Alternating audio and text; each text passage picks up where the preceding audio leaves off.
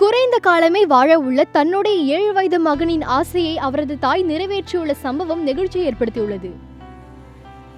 பிரார்த்தனியாவைச் சேர்ந்தவர் லோகன் மவுண்ட்காஸ்டில்.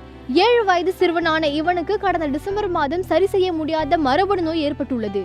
இதனால் இந்த சிறுவன் இன்னும் 3 ஆண்டுகளோ அல்லது 15 ஆண்டுகளோ தான் வாழ்வான் என்று மருத்துவர்கள் கூறியுள்ளனர்.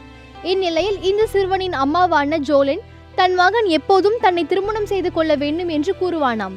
அதனால் அந்த ஆசையை நிறைவேற்றும் வகையில் ஒரு போலி திருமணத்தை தயார் செய்துள்ளார். அதன்படி அந்த சிறுவனுக்கும் அவனது அம்மாவுக்கும் லின்கோஷைரில் திருமண ஏற்பாடுகள் செய்யப்பட்டுள்ளன. அப்போது சிறுவனுக்கு மாப்பிள்ளை அலங்காரங்கள் செய்யப்பட்டுள்ளன.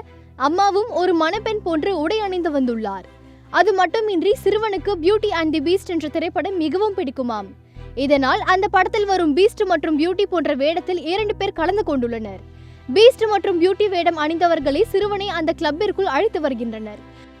அதன் பின் வரும் சிறுவனின் அம்மா கையில் ஒரு மைக்கை பிடித்துக் கொண்டு இந்த வினோத விழாவிற்கு வருகை தந்த உறவினர்கள் மற்றும் நண்பர்களுக்கு நன்றி எனவும், என்னுடைய மகன் எப்போதும் என்னை திருமணம் செய்து கொள்வேன் என்று கூறுவான், அதற்காக இந்த திருமணம் என்று கூறியுள்ளார்.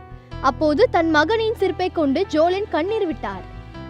மேலும் இது குறித்து உள்ளூர் ஊடகம் தெரிவிக்கையில், இது ஒரு உண்மையான திருமணம் இல்லை எனவும், சிறுவன் இன்னும் 3 ஆண்டுகளோ அல்லது 15 ஆண்டுகளோ வரைதான் உயிரோடு இருக்க போகிறார். இதனால் அவர் திருமணம் செய்து கொள்வதற்கு வாய்ப்பில்லை. மகனின் இந்த ஆசையை நிறைவேற்ற வேண்டும் என்பதற்காக ஒரு திருமணம் போன்று அவரது தாயார் ஏற்பாடு செய்து மகனின் ஆசையை நிறைவேற்றியுள்ளார் என்று கூறியுள்ளது.